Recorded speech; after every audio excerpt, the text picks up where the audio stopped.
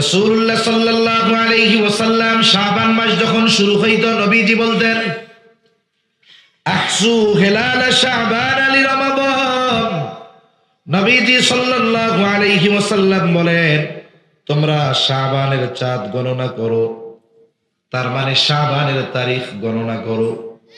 যদি শাবানের তারিখ গণনা করবা কেন? বলে লিরমাদান, রমজানের প্রস্তুতির জন্য।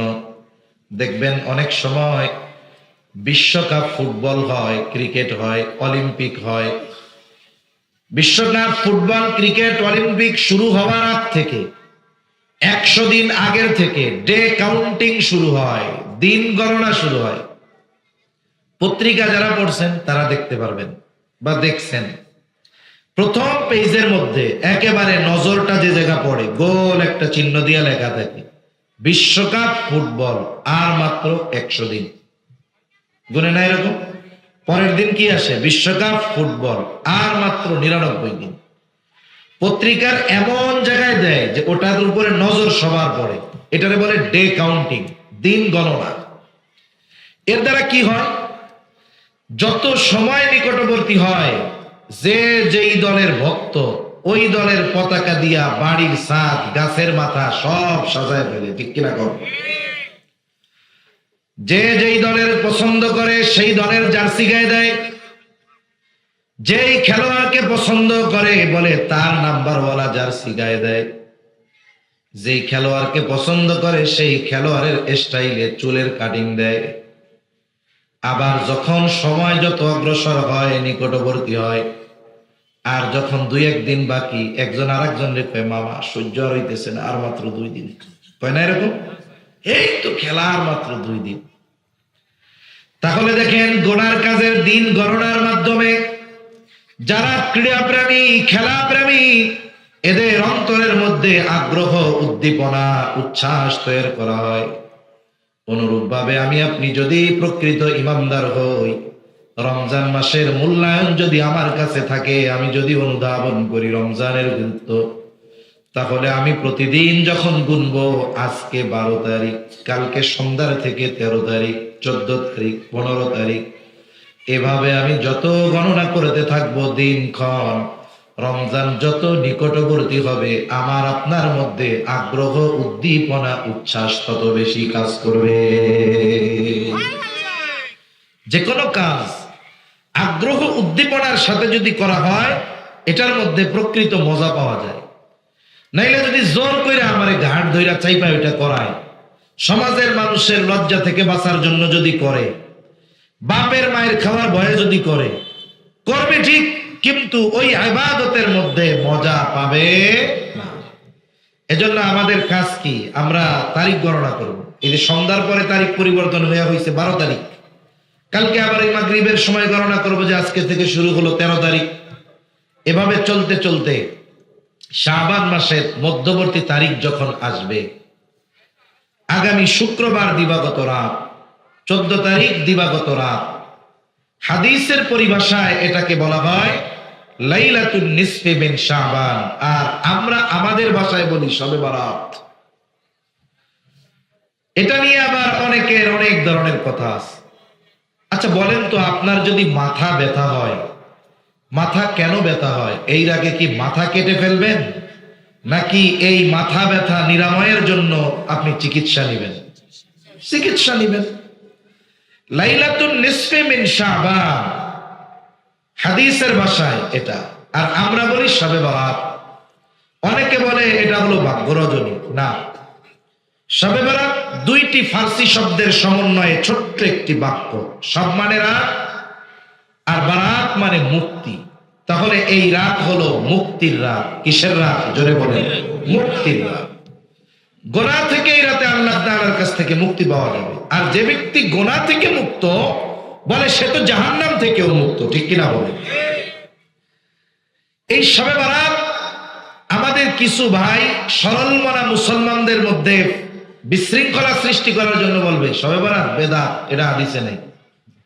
আচ্ছা, সাধারণ মানুষকে যখন এই কথা বলবে শবে বরাত হাদিসে নাই, এটা নিয়ে ওয়াসওয়াসা সৃষ্টি হয়ে যাবে। ঠিক আছে, ওই লোকটাই যদি বলে ভাই নামাজ এটা হাদিসে নাই, এই কথা বললে কিন্তু তারা আবার পিটানি দিবে, ঠিক না? অথচ শবে বরাত এই বাক্যটিও হাদিসে নাই, নামাজ এই শব্দটাও হাদিসে নাই, রোজা এই শব্দটাও হাদিসে নাই। কি আছে হাদিসে? সালাত। হাদিসে আছে সিয়াম। এটা ঠিক যে আমাদের উচিত আমাদের ইসলামী পরিভাষাগুলো আরবি শব্দে ব্যবহার করা। সালাত, নামাজের ব্যাপারে সালাত বলা, রোজাকে রোজা না বলে সিয়াম বলা। কিন্তু এটা যুগ যুগ ধরে চলে আসতেছে ফার্সি ভাষায় বলি। এখন দেখুন, কেউ যদি বলে শবে বরাত হাদিসে নাই, আমরাও মানি হাদিসে নাই। হাদিসে যেমন নামাজ নাই, ওই রকম শবে বরাত হাদিসে নাই। হাদিসে আছে কি? বলে নামাজ তো নাই, সালাত আছে। হাদিসে শবে বরাত নাই, কি আছে? বলে লাইলাতুন নিসফি মিন শাবান আছে, শাবানের মধ্যবর্তী রাত। এই রাতের ফজিলত কমপক্ষে ৮ জন সাহাবী দ্বারা প্রমাণিত। কয়জন দ্বারা? ৮ জন। এখন এই রজনীতে কি হয়? রাসূলুল্লাহ সাল্লাল্লাহু আলাইহি ওয়াসাল্লাম বলেন, ইন্নাল্লাহা লা ইয়াত্তালিউ ফি লাইলাতিন নিসফি মিন শাবান ফায়াগফিরু লিজামি'i খালকিহি ইল্লা লিমুশরিকিন আও মুশাহিনিন। নবীজি সাল্লাল্লাহু আলাইহি ওয়াসাল্লাম বলেন, শাবানের মধ্যবর্তী রাতে আল্লাহ তাআলা বান্দার প্রতি বিশেষ নজর দেয়। আল্লাহ তাআলার কাছে যেই বান্দা ওই রজনীতে ক্ষমা চায়, মাফ চায়, আল্লাহ তাআলা তারে মাফ করে দেয়। তবে কাকে মাফ করে না? নবীজি বলেন ইল্লা লিমুশরিকিন আও মুশাহিনিন। নবীজি বলেন যারা আল্লাহ তাআলার সাথে শিরিক করে এবং অন্তরে হিংসা বিদ্বেষ লালন করে, তারা ছাড়া যারাই আল্লাহ তাআলার কাছে ক্ষমা চায়, আল্লাহ তাআলা তাদেরকে মাফ করে দেয়। এজন্য ওই রাতটা আমরা ইবাদতের মাধ্যমে কাটাবো। কিন্তু আমাদের সমাজের মানুষেরও সমস্যা আছে।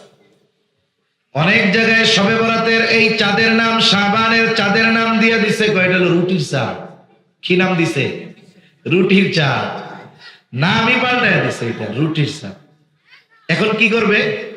যা করুক আর না করুক, এই রাত্রে সন্ধ্যা লাগার আগেই বাড়িওয়ালারে বলবে, দেখো আজকে কিন্তু শবে বরাত, রুটি মুটি বানানোর জন্য চাউল টাউল গুঁড়া করে আইনো, গোস্ত আইনো, মুরগি আইনো, এর আবার একটু মিষ্টি টিষ্টিও আইনো, চিনি টিনি আইনো, হালুয়া বানাইতে হবে। হায় হায়, হালুয়া রুটি, মুরগি দিয়া গোস্ত রুটি খাওয়া এটা তো হারাম না? এটা কি হারাম?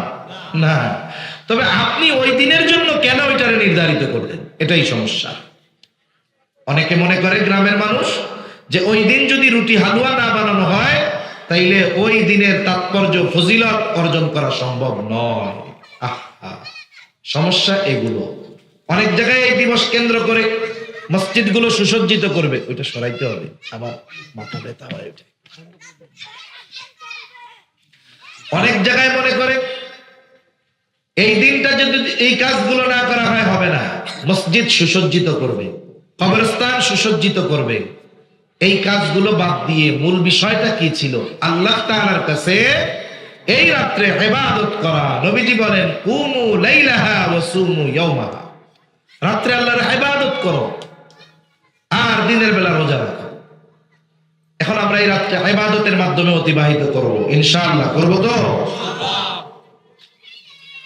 তাহলে দুই শ্রেণীর মানুষকে আল্লাহ তাআলা ক্ষমা করবেন না। আল্লাহ তাআলা, নবীজি বলেন ফায়াগফিরু লিজামি'i খালকিহি ইল্লা লিমুশরিকিন আও মুশাহিনিন। আল্লাহ তাআলা সৃষ্টির সবাইকে ক্ষমা করে দেন, ইল্লা লিমুশরিকিন আও মুশাহিনিন, বলে যারা আল্লাহর সাথে শিরিক করে এবং যারা অন্তরে হিংসা বিদ্বেষ লালন করে তারা ছাড়া বাকি সবাইকে এই রাতে ক্ষমা করে দেন কে? এজন্য ইসলাম আমাকে যেটা যতটুকু নিয়মতান্ত্রিকতার সাথে পালন করতে বলেছে আমরা অতটুকুর মধ্যে করব। শবে বরাতের ব্যাপারে আমরা বাড়াবাড়িও করব না। বাড়াবাড়ি যারা করে তাদের কারণে একেবারে ছেড়েও দেওয়া যাবে না। এটার ব্যাপারে হবে মাঝামাঝি। এটার ব্যাপারে কি হবে? মাঝামাঝি। যা আছে আমরা তাই করব। এখন আবার আমাদের কিছু ভাই বলবে যে পরের দিন রোজা রাখার হাদিসটা যায়ীফ। আচ্ছা, মানলাম, কিন্তু নবীজি সাল্লাল্লাহু আলাইহি ওয়াসাল্লাম গোটা শাবান মাসে সবচাইতে বেশি রোজা রাখতেন। আবার সারা বছর উম্মতকে চাঁদের 13, 14, 15 এই 3 তারিখ রোজা রাখার ব্যাপারে নবীজি উদ্বুদ্ধ করেছেন। শুধু তাই না, নিজেও প্রতি সপ্তাহে 2 দিন রোজা রাখতেন। আবার এই তারিখগুলোতেও নবীজি সাল্লাল্লাহু আলাইহি ওয়াসাল্লাম রোজা রাখতেন। এজন্য এমনি উচিত এই মাসে আমাদের বেশি বেশি রোজা রাখা।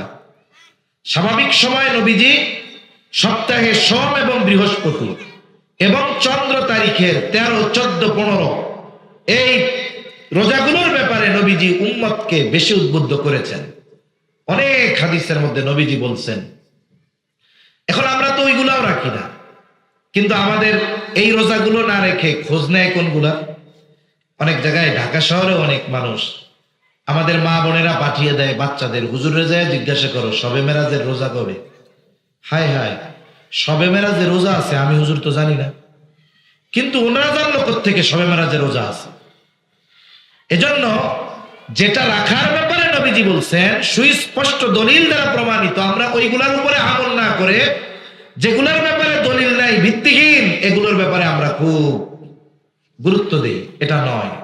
আমাদের উচিত প্রতি মাসে 3 দিন এই রোজা রাখা, প্রতি সপ্তাহে 2 দিন রোজা রাখা। তাহলে কি হবে, গোটা বছর আমি রোজার সাথে একটা অভ্যস্ততা থাকবে, রমজান মাসে আমি উৎফুল্লতার সাথে রোজা রাখতে পারবো, ইবাদত করতে পারবো। এই শাবান মাস ব্যাপারে নবীজি আরো কি বলেন হাদিসের মধ্যে। নবীজি সাল্লাল্লাহু আলাইহি ওয়াসাল্লামকে জিজ্ঞাসা করা হলো, ইয়া রাসূলুল্লাহ সাল্লাল্লাহু আলাইহি ওয়াসাল্লাম, রোজার মাসে তো রোজা ফরজ, কিন্তু নবীজিকে বলা হচ্ছে শাবান মাস ব্যতীত অন্য কোন মাসে আপনাকে এত বেশি রোজা রাখতে দেখি নাই।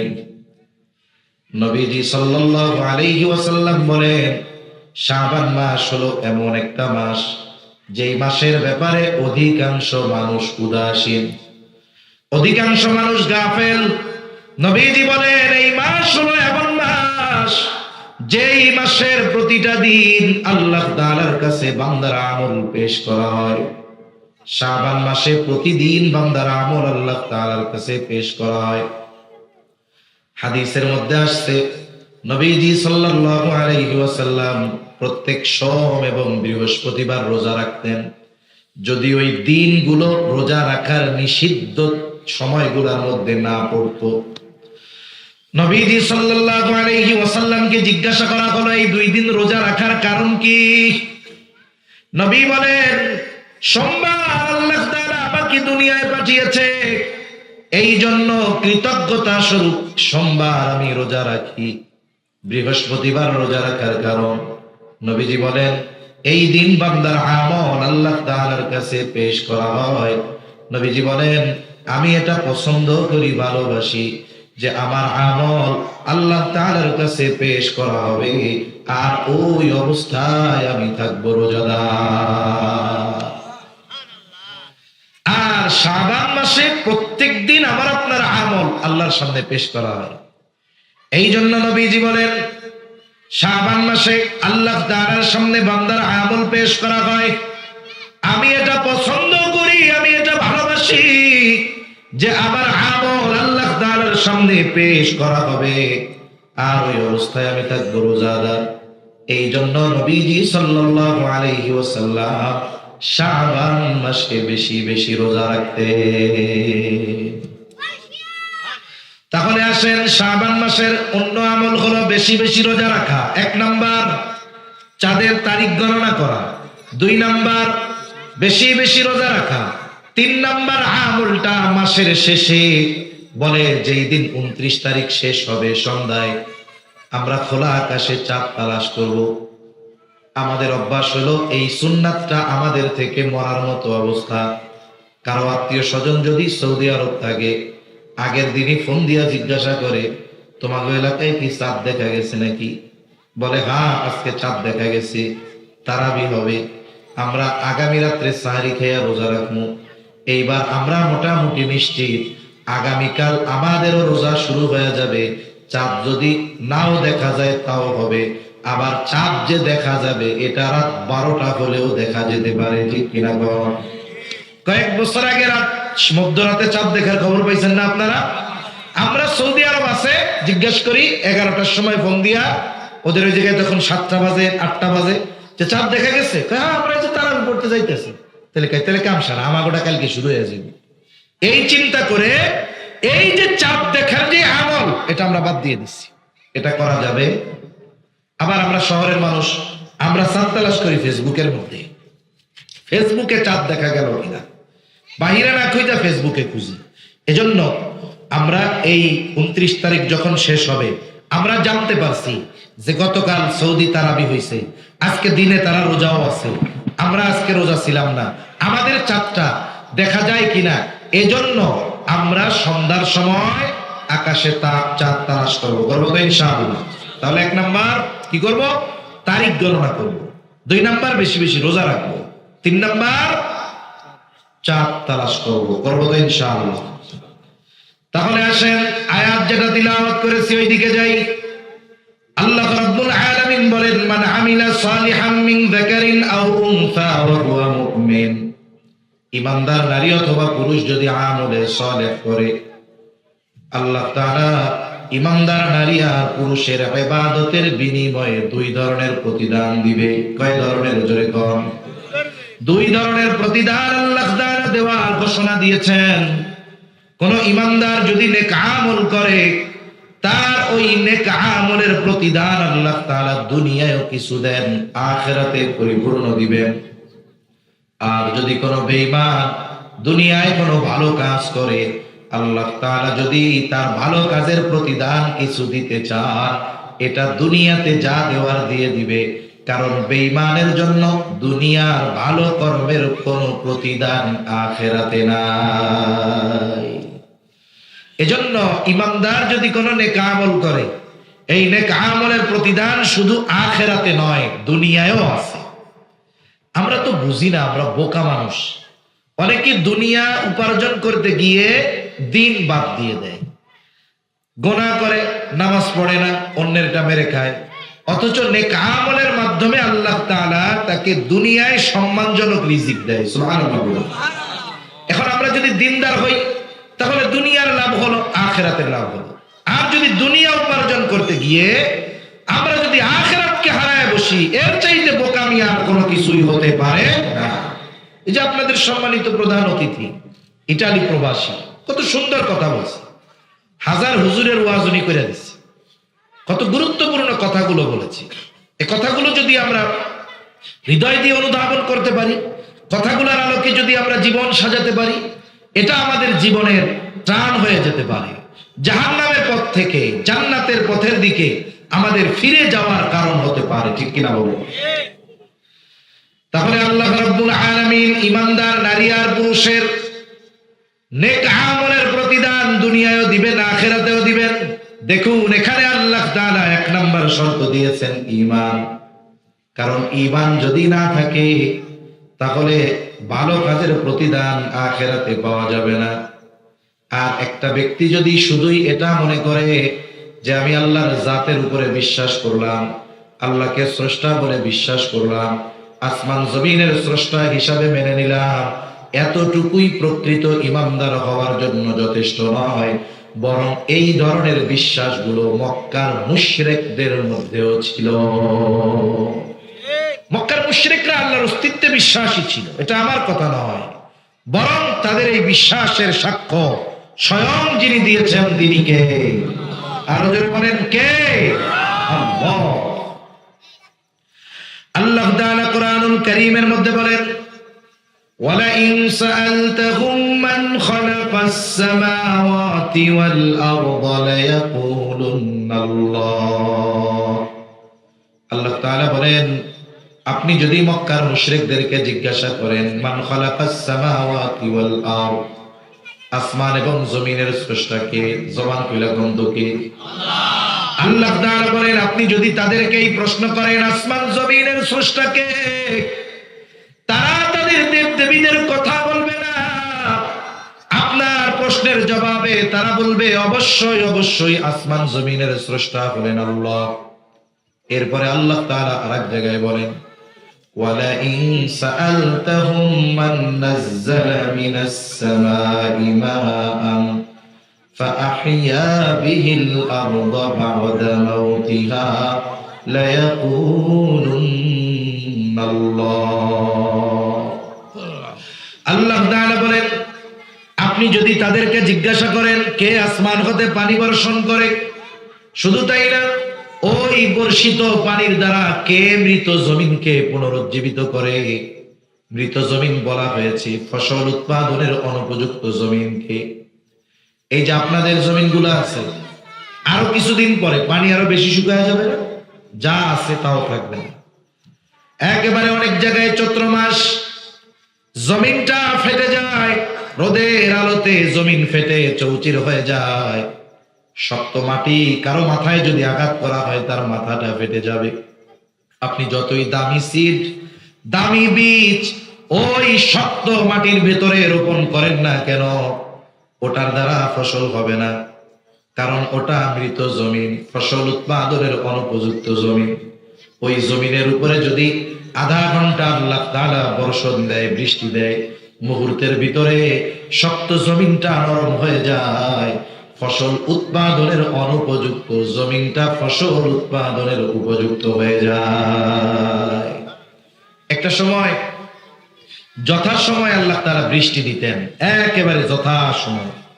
মুরব্বীরাও হয়তো সেই কাল কিছুটা পাইছেন যে বৃষ্টি যখন হওয়ার কথা তখনই হইত। কিন্তু এখন সময়ের পরিবর্তনে পাপ বাড়ার সাথে সাথে বৃষ্টি যথাসময় হয় না, বলে যখন বৃষ্টি দরকার নাই তখন হয়। কত কষ্ট করে সেচ দিয়ে, বিদ্যুৎ খরচ করে, স্যালো মেশিন দিয়ে জমিনে পানি দিছে, ওই সময় বৃষ্টি কিচ্ছু হয় নাই। একেবারে যখন ধান পাইকে গেছে ঘরে উঠাবে এমন বৃষ্টির ঠেলায় সাথে শিলও পড়ছে, এবার পাকা দানার ঘরে উঠানোর উপায় হয় নাই। হয় কি হয় না জোরে বলেন। চিন্তা করেন, একটা সময় তো এগুলো কিছু ছিল না। ওই সময়ের কাফেররাও আসমানওয়ালা আসমানি পানির জন্য অপেক্ষা করত। তারা বিশ্বাস করত যে আসমান হতে পানি বর্ষণ করেন কে, জোরে বলেন। আর এই বর্ষিত পানির দ্বারাই ওই মৃত জমিন ফসল উৎপাদনের উপযুক্ত হয়ে তোলে। আল্লাহ তাআলা বলেন, আপনি যদি তাদের জিজ্ঞাসা করেন এগুলো কে করে, তারা তাদের দেবদেবীদের কথা বলবে না, তারা বলবে দুইটা তাকিদ যোগ করে আল্লাহ তাআলা বলেন লা ইয়াকুলুন্নাল্লাহ, অবশ্যই তারা বলবে বৃষ্টি দেন আল্লাহ, ওই বৃষ্টির দ্বারা ফসল উৎপাদনের জন্য জমিনকে উপযুক্ত করে তুলেন আল্লাহ। এরপরে আল্লাহ তাআলা বলেন ওয়ালা ইন সাআলতাহুম মান খালাকাহুম লা ইয়াকুলুন্নাল্লাহ। আল্লাহ তাআলা বলেন, আপনি যদি তাদের জিজ্ঞাসা করেন তাদের স্রষ্টাকে, কে তাদেরকে বানিয়েছে, এই পৃথিবীতে বিপুল সংখ্যক মানুষ আছে যারা স্রষ্টার অস্তিত্ব অস্বীকার করে, নাস্তিক। তারা বলে দেয়ার আর নো গড, কোন প্রভু নাই, কোন রব নাই, আল্লাহ নাই, এই পৃথিবী এমনিতেই সৃষ্টি হয়েছে। এরা আল্লাহর অস্তিত্বকে অস্বীকার করে। কিন্তু মক্কার মুশরিকদের যদি জিজ্ঞাসা করা হতো তাদের স্রষ্টাকে, তারা নাস্তিকদের মতো বলতো না এমনি আমরা হয়ে গেছি, বরং তারা আপনার এই প্রশ্নের জবাবে কি বলবে, তারা বলবে লা ইয়াকুলুন্নাল্লাহ, অবশ্যই আমাদের স্রষ্টা বলেন আল্লাহ।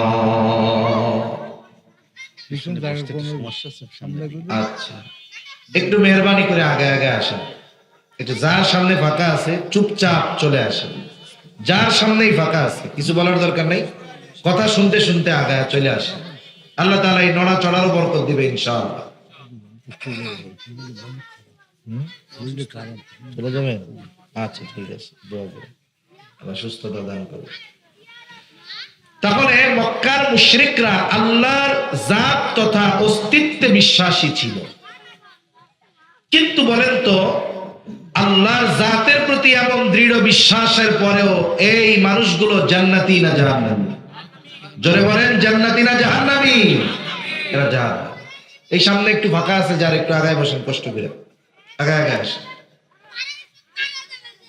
এই পোলাপান কি কোথা থেকে কেনা, পোলাপান নিষেধ করেন, মহিলারা আছে নাকি এই জায়গায়?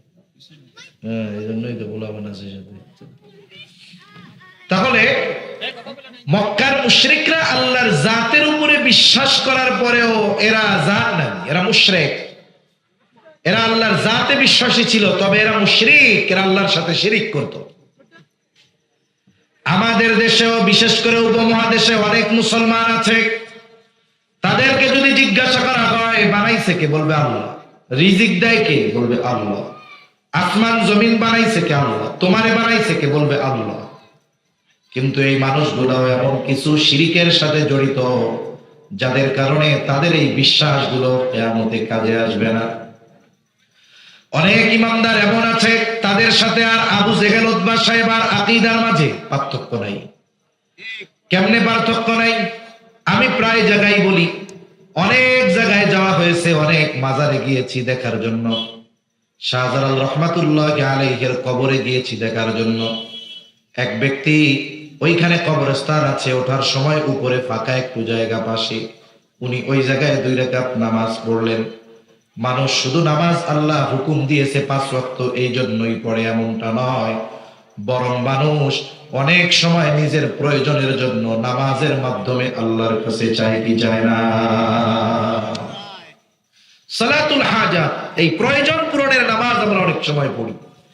আবার আল্লাহ তাআলা কোনো কিছুর প্রয়োজন হলে, সাহায্যের দরকার হলে তার কাছে সাহায্য চাওয়ার মাধ্যম আমাদের শিখিয়ে দিয়েছেন। আল্লাহ তাআলা কোরআনুল কারীমের মধ্যে বলেন, ওয়াস্তাঈনু বিস-সাবরি ওয়াস-সালাতি ওয়া ইন্নাহা লাকাবীরাতুন ইল্লা আলাল খাশিঈন। আল্লাহ তাআলা এক জায়গায় বলেন, ইয়া আইয়ুহাল্লাযীনা আমানু ইসতাঈনু বিস-সাবরি ওয়াস-সালাতি ইন্নাল্লাহা মা'আস-সাবিরিন। আল্লাহ তাআলা বলেন, হে ঈমানদারেরা, ইস্তাঈনু, আমার কাছে তোমরা সাহায্য চাও। বলে মানুষের সাহায্য কখন প্রয়োজন? বলে মানুষ যখন বিপদ আপদে পড়ে। ঠিক কিনা বলেন?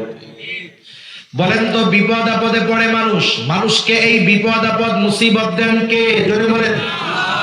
আল্লাহ তাআলা মানুষকে বিপদ আপদ মুসিবত দেন। আবার মাঝে মধ্যে আল্লাহ তাআলা নিজেই বিপদ আপদ মুসিবত দিয়ে মানুষকে পরীক্ষা করেন। ইমানদারের ঈমান পরীক্ষার অন্যতম মাধ্যম হলো বিপদ আপদ মুসিবত। আল্লাহ তাআলা কোরআনুল কারীমের মধ্যে বলেন, আহাসিবান নাস আইয়ুতরাকু আইয়াকুলু আমান্না ওয়া হুম লা ইফতানুন। আল্লাহ রাব্বুল আলামিন বলেন, আহাসিবান নাস, মানুষকে এটা মনে করে নাকি আইয়ুতরাকু, তাকে ছেড়ে দেওয়া হবে, আইয়াকুলু আমান্না, সে বলে আমি মুমিন, ঈমান এনেছি, ওয়া হুম লা ইফতানুন, আর তার পরীক্ষা নেওয়া হবে না। তার মানে আল্লাহ তাআলা বলেন, মানুষকে এটা মনে করে নাকি সে নিজেকে দাবি করবে ঈমানদার, আর তার দাবির বিপরীতে তাকে পরীক্ষা নেওয়া ব্যতীত ছেড়ে দেওয়া হবে। মানুষকে এটা মনে করে নাকি? তার মানে যিনি ঈমানদার বলে দাবি করবেন, তাকে বিপদ আপদ মুসিবত দিয়ে তার ঈমানের পরীক্ষা যিনি করবেন তিনি কে? পরীক্ষা আমাদের দিতেই হবে। তাহলে আল্লাহ আমাদের পরীক্ষা নেন, এ ব্যাপারে তো কোনো সন্দেহ নেই। এই পরীক্ষা মুসিবত, বিপদ, আবার বিপদে আল্লাহ ফালান। আল্লাহ আবার বলেন, বিপদে পড়া সাহায্য কার কাছে? এখন কথা হইলো, বিপদ আল্লাহ দিবেন, সাহায্য উনিই করবেন, তাহলে বিপদ দেওয়ার দরকারটা কি ছিল? এখানেই বিষয়। মূলত আল্লাহ মুসিবত বিপদ দিয়ে দেখেন যে আমি আমার বান্দাকে মুসিবত থেকে উত্তীর্ণ হওয়ার জন্য, মুক্তি পাওয়ার জন্য যেই পথ পদ্ধতিগুলো বলে দিয়েছি, আমার বান্দা সেগুলোর অনুসরণ করে কিনা। আমাদের দেশে কি হয়, পুরুষদের চাইতে মা বোনেরা এই ধরনের ধোকায় বেশি পড়ে। অনেক সময় দেখা গেল একজন আইসা তার স্বামীর মুসিবতের কথা বলছে। স্বামী মনে করেন ভ্যান চালায়, অনেক কষ্ট করে উপার্জন করে, এক ভ্যানওয়ালা দুর্ঘটনায় পড়ছে। হয়তো যে দুর্ঘটনায় পড়ছে সে দেখতে ওই লোকের মতো, অথবা তার ভ্যান গাড়িটা ওই লোকের মতো। এবার একজন সুনিশ্চিত না হয়ে দৌড়ায় বাড়ি আইসা ওই ভ্যানওয়ালার ওয়াইফের কাছে খবর দেয়, কাজ তো সারা, কি হয়েছে? কয় তোমার স্বামীরে দেখলাম অ্যাক্সিডেন্ট করে রোডের নিচে পড়ে আছে। এখন সে তো মহিলা মানুষ, হৃদয় নরম, শয়তানে এই জন্য ধোকা দিতে পারে খুব দ্রুত। সাথে সাথেই মানত করে বসে, আল্লাহ গো কি বিপদ দিলেন, আমার স্বামীর যদি এই বিপদ থেকে বাঁচে গো আল্লাহ, আমি একটা খাসি অমুক বাবার দরবারে দিব। এখন ঘটনাক্রমে মুসিবতে পড়ছে অন্য একজন, ঠিক কিনা? এখন ওই স্বামী আসছে বাড়িতে। এখন স্বামী মুসিবতে তো পড়ে নাই, তার মানে সে বলছে আমার স্বামী যদি বিপদে না পড়ে, যদি সুস্থ সবল সব ঠিক থাকে, তাইলে আমি মানত করলাম এই খাসিটা অমুক বাবার দরবারে দাও। এখন উনি তো সুস্থ সবল অবস্থায় বাড়িতে আসছে, এখন সুন্দর মতো দোয়া খায়ের করছে যে যাক ভালোই হয়েছে আইছে। এখন তারে তো আমি সুস্থ অবস্থায় পাইছি, সে মনে করতেছে যেহেতু আমার কাছে সুস্থ অবস্থায় ফিরে আসলে এই মানত তো করছি। এখন স্বামীরে কয় দেখেন এক কাম করছিলাম। কি কাম? কয়েকটা অ্যাক্সিডেন্ট হয়েছিল, একজন আমার এসে কইছে যে আপনি নাকি অ্যাক্সিডেন্ট করছেন। তা আমি তো আর জানি না, তা আমি আল্লাহর কাছে কইয়া বলছি আল্লাহ আমার স্বামী যদি আমার কাছে সুস্থ অবস্থায় ফিরে আসে তাইলে আমি একটা খাসি অমুক বাবার দরবারে মানত করলাম। এখন ওই বেটা কয় তুই তো আমার বিপদটা দূর হয়েছে এটা কথা না, এখন তুমি এই মানত করে তোমার বিপদটাই না আনছো, কাম কাজার পাও নাই না খাসি মানছো তুমি। হ্যাঁ, এখন দেখা গেল এই স্ত্রীর উপরে সে গরম হইয়া তারে 2-4টা মাইর দিয়া দিল। তার মানে সে উল্টা পাল্টা জায়গায় মানত করে সাইজ খাওয়া শুরু হয়ে গেল।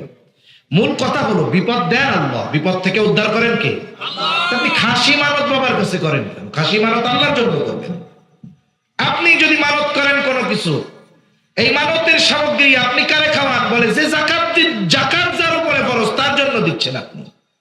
অথচ মানতের যেই গোস্ত এটা খাবে একবারে মিসকিন অসহায় যারা, আল্লাহর রাস্তে তাদের খাওয়াইয়া দিতে হবে। মানত যেমন কোরবানি দিলে কোরবানির গোস্ত আপনি খেতে পারবেন, আমি পারবো আমারটা, কিন্তু মানতের গোস্ত তো পারা যাবে না, এটা একমাত্র মিসকিন অসহায়দের জন্য।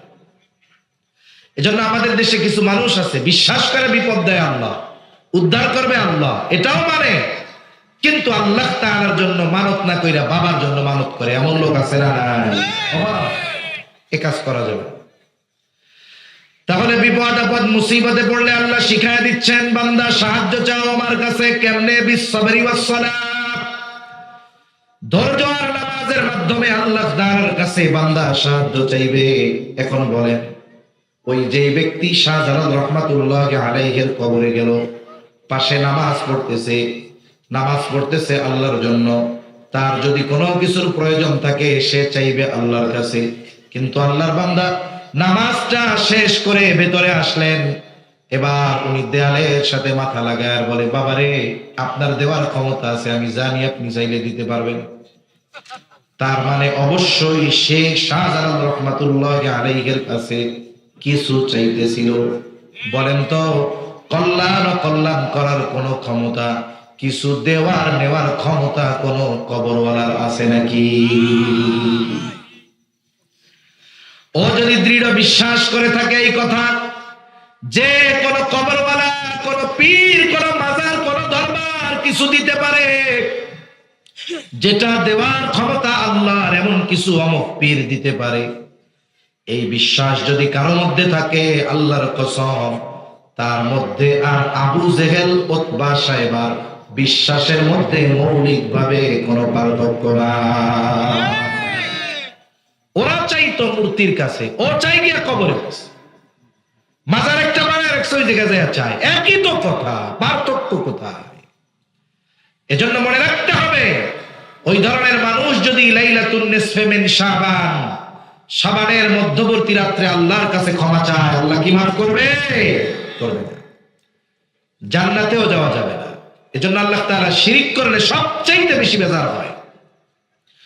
আল্লাহ তাআলা জানায় দেন সব পাপ আল্লাহ মাফ করে দিবে, কিন্তু আল্লাহ তাআলার সাথে যদি কেউ শিরিক করে আল্লাহ তাআলা মাফ করবে না। আল্লাহ তাআলা বলেন ইন্নাল্লাহা লা ইয়াগফিরু আন ইউশরাকা বিহি ওয়া ইয়াগফিরু মা দুনা যালিকা লিমান ইয়াশা। আল্লাহ তাআলা বলেন ইন্নাল্লাহা লা ইয়াগফিরু আন ইউশরাকা বিহি, আল্লাহ তাআলার সাথে যদি কেউ শিরিক করে আল্লাহ ক্ষমা করবে না। বাকি পাপ করেছে, নামাজ পড়ে নাই, শয়তানের ধোঁকায় রোজা রাখে নাই, আল্লাহ তাআলা চাইলে মাফ করে দিতে পারে। তাফসীরের মধ্যে আসছে কিয়ামতের দিন আল্লাহ তাআলা এক ব্যক্তিকে বলবে তুমি যাও জান্নাতে চলে যাও, কিন্তু ওই ব্যক্তির আমলনামায় কোনো সওয়াব নাই, নেক কাজ নাই, সব গুনাহে ভরা। এখন লোকটা নিজেও চিন্তিত, কোন কারণে আল্লাহ আমারে মাফ করলো।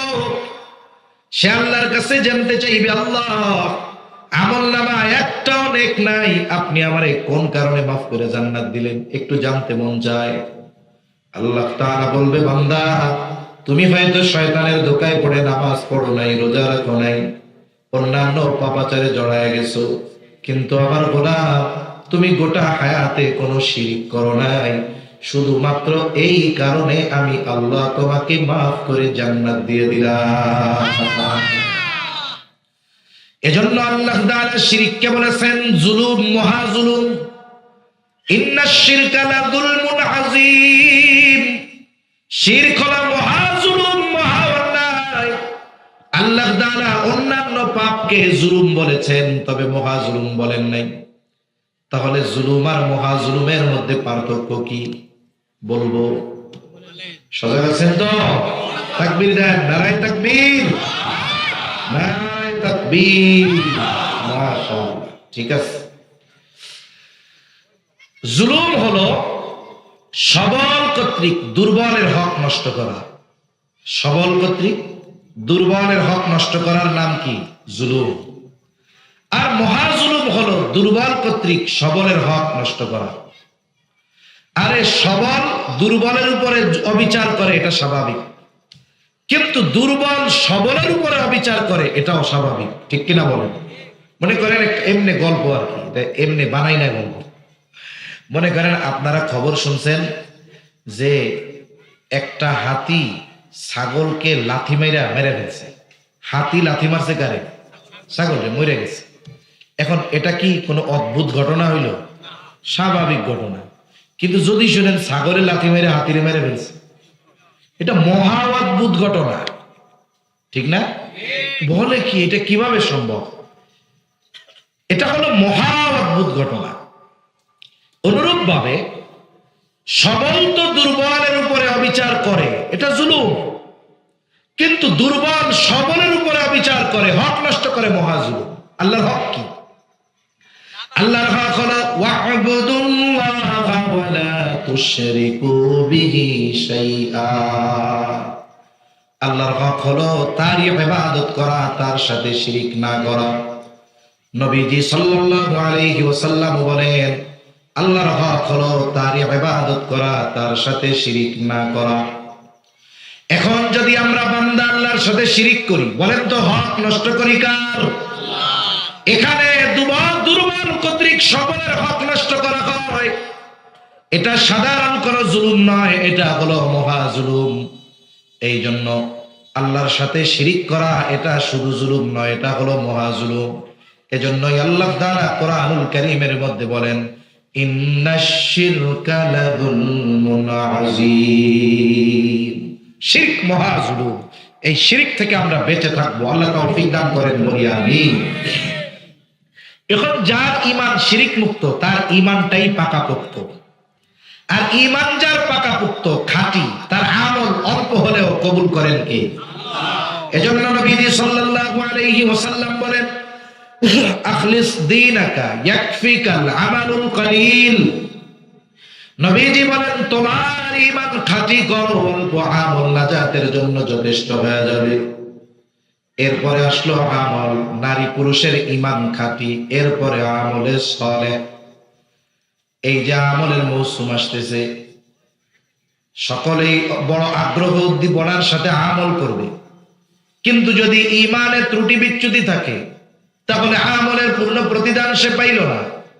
আবার দেখুন, কোন ব্যক্তির ঈমান ঠিক আছে, এরপরেও কিছু শর্তের আলোকে তার আমলগুলো করা দরকার। বলে ওই আমলের মধ্যে যদি ওই শর্তগুলো পাওয়া যায়, ওই আমল আল্লাহ তাআলার কাছে নেক কর্ম, সৎ কর্ম বলে বিবেচিত হয়ে যায়।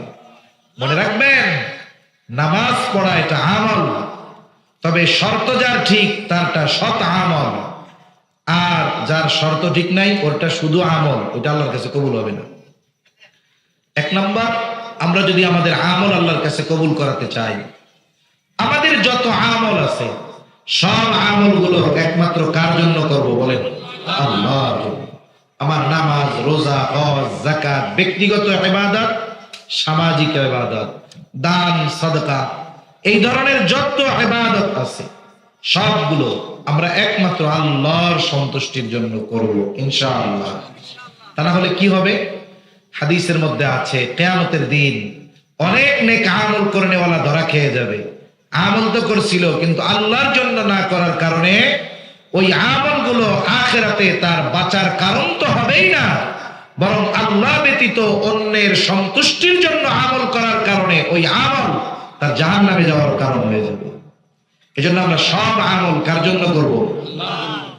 তাহলে ইবাদত যদি কবুল করাতে হয় আল্লাহর কাছে, এক নাম্বার শর্ত হলো আমার আমলটা হবে আল্লাহর জন্য। দুই নাম্বার যেই আমল আমি করব সেটা হবে নবীজির তরিকায়, নবীজির পদ্ধতিতে। বলে এই পৃথিবীতে এমন কোন আমল নাই যে আমলের পদ্ধতি নবীজি দেখায়া যান নাই। নবীজির সুন্নাতের উপরে আমল করতে হবে সুন্নাতের আলোকে। সুন্নাত হলো পরশ পাথরের মতো, বলে এটা যার সাথে লাগে তারই দাম বেড়ে যায়। সুন্নাত এমন এক জিনিস, এটা যদি দুনিয়ার কাজের সাথেও জুড়ায় দেওয়া হয় ওই দুনিয়ার কাজটাও ইবাদত বলে গণ্য হয়ে যায়। দেখো, নবীজি শুধু আমাদের নামাজ, রোজা, ইবাদত শিখিয়েছেন তা নয়, ইসলাম পরিপূর্ণ এক জীবন ব্যবস্থা।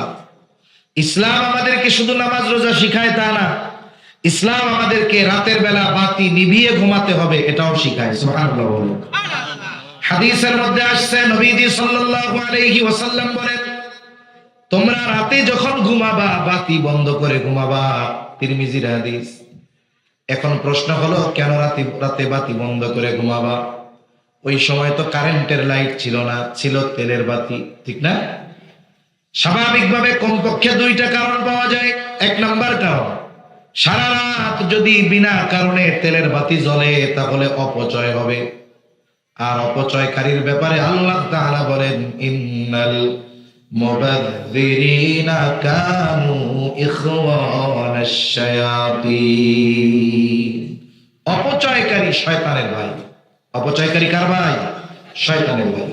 দুই নম্বর কারণ, অনেক সময় কয়েলের আগুন থেকে আগুন লেগে বাড়িঘর পুড়ে ছাই হয়ে যায়।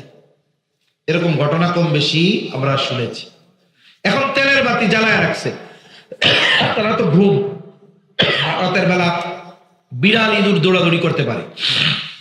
যদি কেউ ধাক্কা দিয়ে ওই বাতিটারে ফালায়া দেয়, তেল পড়ে গেল, তেল পড়ে আগুন লেগে গেল, তাহলে কি হবে? মানুষের জানমালের ক্ষতি হওয়ার আশঙ্কা আছে। এজন্য রাতের বেলায় বাতি নিভায়া ঘুমাইতে হবে। এখন আমাদের তো তেলের বাতি নেই, কারেন্টের বাতি।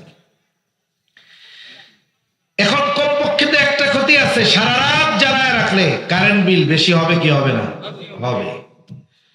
এজন্য রাতের বেলা বাতি নিভায়া ঘুমাবো। আপনিও নিবান, বাসায় আপনার যারা আছে পরিবারের লোক তারাও নিভায়। আপনি তাদেরকে শিখায় দিবেন, শোনো রাতের বেলা বাতি নিভায়া ঘুমাবো। শুধুমাত্র এতটুকু নিয়ত করবা যে নবীজি বলেছে রাতের বেলায় বাতি নিভায়া ঘুমাও, এই জন্য নিভাইতেছি। বিসমিল্লাহ বলে সুইচ অফ। বলে এই যে রাতের বেলায় সুইচটা বন্ধ করে লাইটটা অফ করলো, বলে এই কর্মটাও তার আমলনামায় ইবাদত বলে যোগ হয়ে যায়। নবীজি সাল্লাল্লাহু আলাইহি ওয়াসাল্লাম বলেছেন রাতের বেলা বিছানা ঝাড়ু দিয়া ঘুমাইবা। বিছানা ঝাড়ু দেওয়ার গুরুত্ব বোঝাতে গিয়ে নবীজি বলেন কমপক্ষে লুঙ্গির নিচ দিয়া হইলেও ঝাড়ু দিবা। এটা গুরুত্ব বোঝানোর জন্য বলছেন যে ঝাড়ু নাই, ঝাড়া দেওয়ার কিছু নাই, কমপক্ষে লুঙ্গির নিচ দিয়া হইলেও ঝাড়ু দাও। বাসায় সবাই বিছানা ঝাড়ু দিয়ে ঘুমায়, কমপক্ষে ঝাড়ুটা দিয়ে ঝাড়ু দেয়, শলা দিয়ে ঝাড়ু দেয়, প্লাস্টিকের ঝাড়ু দিয়ে দেয়, অথবা কোনো কাপড় দিয়ে গামছা দিয়ে ঝাড়া দেয়, সবাই দেয়। শুধু নিয়ত করবে নবীজি বিছানা ঝাড়ু দিয়ে ঘুমাতে বলেছে, বিসমিল্লাহ বলে বিছানা ঝাড়ু দিবে। বলে নবীজির সুন্নাতের উপরে আমল করার জন্য এই বিছানা ঝাড়ু দেওয়াটাও তার আমলনামায় ইবাদত বলে যোগ হয়ে যায়। তাহলে যে কোনো ইবাদত করতে হবে নবীজির তরিকায়। তাহলে ইবাদত কবুলের এক নাম্বার শর্ত, বলে আল্লাহর জন্য ইবাদত, নবীর তরিকায় ইবাদত। তিন নাম্বার বলে ইলম অর্জন করতে হবে, জ্ঞান অর্জন করতে হবে, কারণ ইলম অর্জন বিহীন ইবাদত অনেক সময় নষ্ট হলেও নিজে টের পাবে না। মনে করেন যেই আমলগুলো ফরজ, নামাজ ফরজ, নামাজের কিছু মাসলা মাসাইল আছে না, আসেনি? আছে। এগুলো শেখাও ফরজ। দ্বীনের উপরে চলার জন্য যতটুকু ইলম দরকার, ইসলামের উপরে চলার জন্য যতটুকু ইলম দরকার, এতটুকু শেখা নারী পুরুষ সবার জন্য ফরজ। এখন যেই লোক নামাজের ফরজগুলা জানে না, উনি নামাজ পড়তেছে, বলেন তো ওনার যদি কোনো ফরজ ছুটে যায় উনি কি টের পাবে? কেন? কারণ উনি নামাজের ফরজগুলো জানে না। উনি না জানো তাতে কি, নামাজ তো হবে না। উনি তো মনে করতেছে আরে আমি পাক্কা নামাজি। নামাজের ওয়াজিব 14টা, বলে যদি ওয়াজিব ছুটে যায়, একটা ওয়াজিবও যদি ছুটে যায় সাউ সেজদা দিতে হবে, সাউ সেজদা না দিলে নামাজ হবে না। এখন নামাজি যদি নামাজের ওয়াজিব 14টা না জানে, বলেন তো নামাজের মধ্যে যদি তার ওয়াজিব ছুটে যায় সে টের পাবে নাকি? সে টেরও পাবে না, সাউ সেজদাও দিবে না। সে টের পাক আর না পাক তার নামাজও হবে না। নামাজ ভঙ্গের 19টা কারণ, যে কোনো একটা কারণ যদি পাওয়া যায় নামাজ ভেঙে যাবে। এখন মুসল্লি নামাজের ভাঙ্গার কারণগুলো জানে না, দেখা গেল নামাজের মধ্যে নামাজ ভঙ্গের কারণ পাওয়া গেল। এখন উনি তো টের পায় নাই, উনি টের পাক আর না পাক নামাজ ভঙ্গের কারণ যদি ওনার নামাজের মধ্যে পাওয়া যায়, বলেন তো ওনার নামাজ থাকবে নাকি যাবে? নামাজ হবে না। অনুরূপ ভাবে তাহারাত পবিত্রতা সম্পৃক্ত মাসালাগুলাও জানতে হবে, ওযু ভাঙ্গার কারণ জানতে হবে, ওযুর ফরজ জানতে হবে, গোসলের ফরজ জানতে হবে। এগুলো শিক্ষা করা ফরজ, ফরজে আইন। এখন অনেকে জানে না। কত মুসল্লি আছে দোয়াই কুনুত পারে না, কুল হু আল্লাহ দিয়া চালায় দেয়, 3 বার কুল হু আল্লাহ পড়ে, কাম শেষ, খালাস। শেখারও চেষ্টা করে না।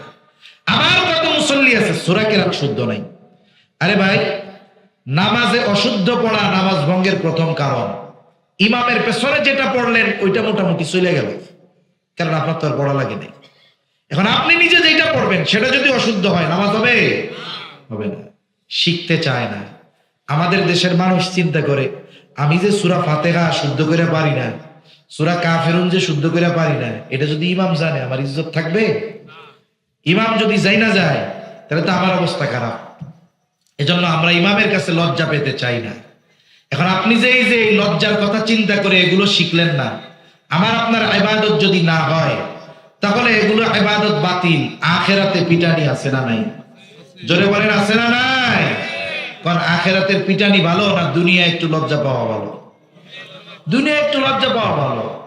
আপনি একটু লজ্জা শরম বাদ দিয়ে, আপনি পারেন না, আপনি যদি আপনার মসজিদের ইমাম সাহেবকে বলেন, মাদ্রাসা যদি থাকে মুহতামিম সাহেবকে বলেন যে হুজুর আমাদের তো দীর্ঘ সময় দিয়ে মাদ্রাসায় পড়ার সময় সুযোগ, এখন বয়স আর নাই, আমাদের 3 চিল্লায় গিয়ে ওলামায়ে কেরামের সাথে সময় লাগায় শেখার মতো সময়ও নাই। হুজুর কাম কাজ করে খাইতে হয়, সন্ধ্যার আগে বাড়িতে ফিরতে পারি না, তাই এশার নামাজের পরে আমাদের আধা ঘন্টা সময় দিয়ে একটু শেখায় দেন না। ইমাম সাহেব কি বলবে যে পারবো না? বলবে পারবো না? বলবে না। মাদ্রাসার মুহতামিম সাহেব বলবে যে না আমরা পারবো না?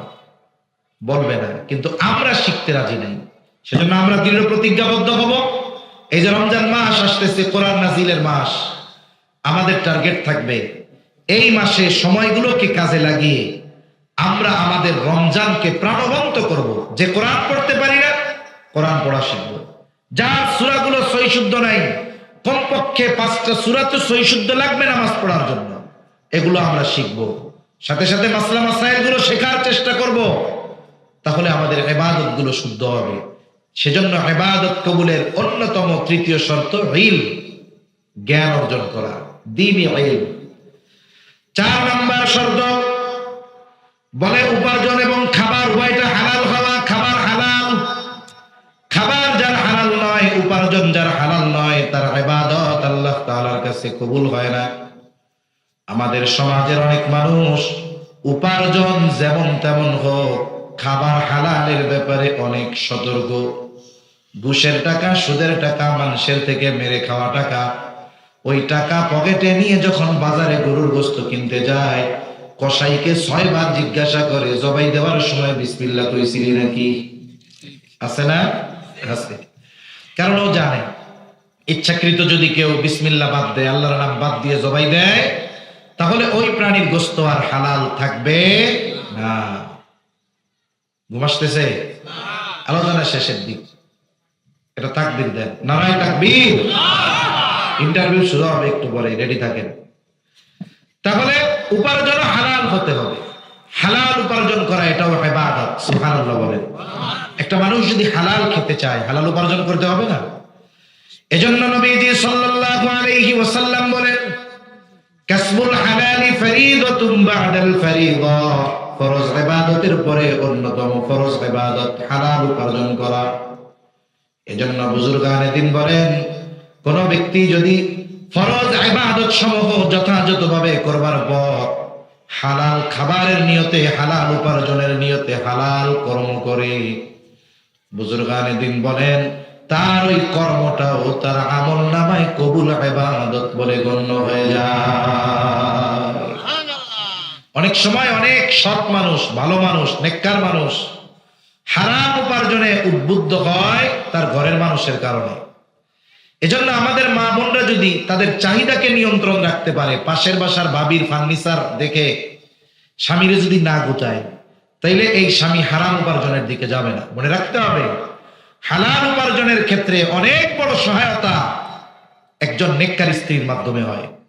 ঘরের নারী যদি বলে যে শোনেন, দুনিয়ায় বেঁচে থাকবো কয়দিন, এই দুনিয়ায় যে কয়দিনই বেঁচে থাকি, আমি চাই না আপনি হারাম উপার্জন করেন, নুন ভাত দিয়া মরিচ পেঁয়াজ দিয়া ডইলা ভাত খাবো, তাও আমি হারাম খাবো না।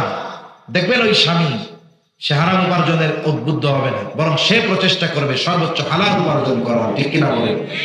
এজন্য হালাল উপার্জনের ক্ষেত্রে আমাদের মা বোনদেরও বড় অবদান থাকে। তাহলে হালাল উপার্জন করব, হালাল উপার্জনকারীর হালাল কর্ম যত ছোট হোক তার কর্ম নিয়ে তাকে তিরস্কার করব না। আমাদের সমাজে মানুষ অনেক সময় মানুষকে কষ্ট দেওয়ার জন্য তার নাম উল্লেখ না করে তার কর্মকে সামনে আনে। আমি এমনি বোঝানোর জন্য বলতেছি, কাউকে কষ্ট দেওয়ার জন্য। অনেক সময় গ্রামে অনেক সমস্যা সমাধানের জন্য গ্রাম্য মিটিং হয় না? উকিল, ব্যারিস্টার, মাদ্রাসার মুহতামিম, ভার্সিটির শিক্ষক, তারপরে আইনজীবী, অনেক জ্ঞানী গুণী মানুষ আসে। ওই এলাকার বাসিন্দা হিসাবে একজন জেলেরেও রাখা হয়েছে যে মাছ মাইরা বেচে, উনি এলাকার মানুষ। ওই হিসাবে সবাই জ্ঞানী গুণী মানুষ, সবচাইতে জাগতিক শিক্ষায় কম শিক্ষিত ওই জেলে। আবার দেখুন, মানুষের যদি প্রাতিষ্ঠানিক শিক্ষা নাও থাকে, অনেক সময় কিছু মানুষ আছে আল্লাহ তাআলা তাদেরকে অনেক আউট জ্ঞান দিয়েছে। আমি অনেক মুরব্বীদের সালিশের মধ্যে বসছি, দেখছি আর কি, ছোটবেলায় অনেক শিক্ষিত মানুষরা একটা বিষয়ের সমাধান নিয়ে 2 ঘন্টা আলাপ আলোচনা করতেছে, কোনো সমাধান নেই। ওই জায়গায় এক মুরব্বী 3 মাথা এক জায়গা দিয়ে বইয়া রয়েছে। 3 মাথা বোঝেননি? 2 হাঁটুর মধ্যে মাথাটা দিয়ে বইয়া দেয়, কিছু কয় না, শুনে। এখন কেউ সমাধান দিতে পারে না। 2 ঘন্টা পর মাথাটা উড়ে, তোমরা তো অনেক কিছুই কইলা, কাম হইল না, আমি একটা কথা কই। হ্যাঁ মুরব্বী আপনি বলেন।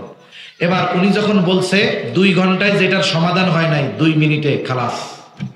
আছে না নাই এরকম কিছু মুরব্বী? কিন্তু এই মুরব্বীরে যদি বলেন, বাবা আপনার এত জ্ঞান, আপনার নামটা লেখেন তো, কিন্তু আমি পারি না, টিপসই দিয়ে কাম চালাই দিই। নিজের নাম লিখতে পারে না, কিন্তু আল্লাহ তাআলা তাকে আলাদা জ্ঞান দিয়েছে। তা মনে করেন হতে পারে শিক্ষিত মানুষরা সমাধান করতে পারতেছে না, সবার মেজাজটা একটু গরম, কি হইলো, এটা হচ্ছে না কেন? এখন জেলে যে ও চিন্তা করে, আমার মাথায় তো একটা বুদ্ধি আইছে, কই আমি। এখন জেলে বলতেছে, ভাইরা আমি তো একজন সাধারণ মানুষ, আপনারা তো সমস্যাটার সমাধান দিতে পারলেন না, আমি একটা কথা কই। এখন মধ্যে থেকে আর একজন, বেটা চাইলে চুপ করে বেটা করে, এখানে প্রিন্সিপাল সাহেব আছে, বিচারক আছে, জজ সাহেব আছে, সমাধান দিতে পারতেছে না, আমার জাইলে আইছে কোত্থেকে বুদ্ধি দিতে। এরকম বলে কি বলে না? আপনার এলাকার মানুষ, আপনার তো তার নাম জানা আছে, আপনি কেন তার নাম বাদ দিয়ে তার কর্মটাকে সামনে আনলেন? তার মানে কি, আপনি তাকে কর্মটাকে সামনে এনে তাকে আঘাত দেওয়ার অপচেষ্টা করেছেন। ঠিক কিনা বলেন? তার এই হারাম পেশাকে আপনি তুচ্ছ মনে রাখতে হবে, একজন যত সম্মানী ব্যক্তি হোক না কেন, যত উচ্চ পদস্থ কর্মকর্তা হোক না কেন, যদি উনি হারাম উপার্জন করেন, আল্লাহর কসম, ওর চাইতে আপনার বাজারে জুতা সেলাই যে করে ও আল্লাহর কাছে আরো বেশি প্রিয়, ঠিক কিনা?